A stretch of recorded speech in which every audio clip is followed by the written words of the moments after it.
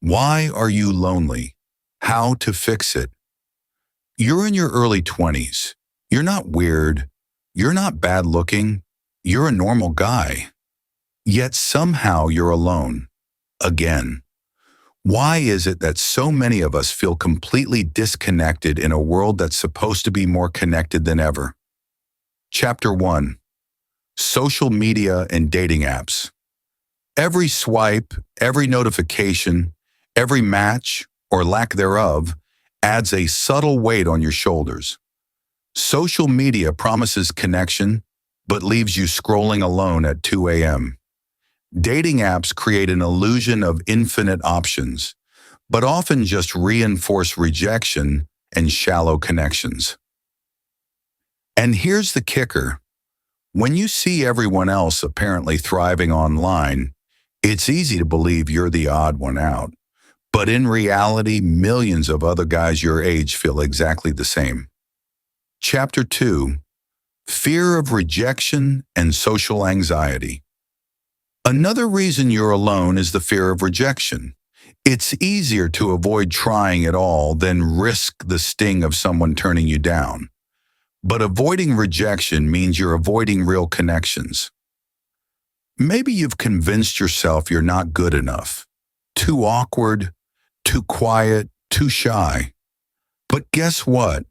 So have countless other guys who ended up building strong relationships once they stepped outside their comfort zones.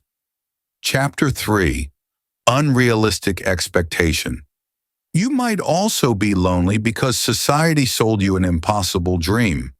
The perfect partner, the perfect life, the perfect you, all plastered across your feed every day. But perfection isn't real. Real relationships aren't built on perfect looks or flawless personalities. They're built on authenticity, vulnerability, and mutual effort. Your imperfections are precisely what makes you relatable. Chapter 4. Comparison Trap. You're lonely because you're constantly comparing your life to others. You see people your age traveling, partying, building successful careers, and you feel left behind. But remember, social media only shows highlights, not the full story. Stop measuring your worth against someone else's curated life. Your path is uniquely yours, and your journey doesn't have to look like anyone else's. Chapter 5. Lack of Meaningful Hobbies. Maybe you're lonely because your life lacks meaningful hobbies and activities that connect you to others. Spending time gaming or scrolling endlessly isolates you further. Finding a hobby or passion not only enriches your life, but naturally connects you with like-minded people. Whether it's sports, volunteering, or creative arts, your interests can lead you directly to genuine friendships. Chapter 6. Neglecting Self-Care. Neglecting self-care can lead to loneliness. Poor sleep, unhealthy diet, and lack of exercise affect your mental health, making you feel disconnected and withdrawn. Prioritize your health and well-being. Good habits boost your mood, increase your confidence, and naturally attract others into your life. Chapter 7. Financial pressure. Money, or rather the lack of it, can also isolate you. Maybe you feel you're not financially stable enough to date or be respected. This insecurity keeps you from putting yourself out there. But remember, your value isn't measured by your bank account. Financial stability comes with time and experience. It shouldn't stop you from seeking meaningful connections now. Chapter 8. Communication Skills. Sometimes loneliness stems from a lack of effective communication skills. Not knowing how to express yourself clearly or initiate conversations can create barriers that prevent meaningful relationships. Developing your communication skills through practice, joining clubs, or even simple daily interactions can dramatically improve your confidence and reduce loneliness. Chapter 9. Emotional Suppression. Many young men were taught to stay tough, to not cry, to not complain, to handle everything silently. But bottling up emotions doesn't make you stronger, it makes you lonelier. When you don't allow yourself to feel or express pain, you also block yourself from connection. Real connection only happens when you're honest about what you feel. Letting your guard down doesn't make you weak, it makes you human. Chapter 10. Fear of vulnerability.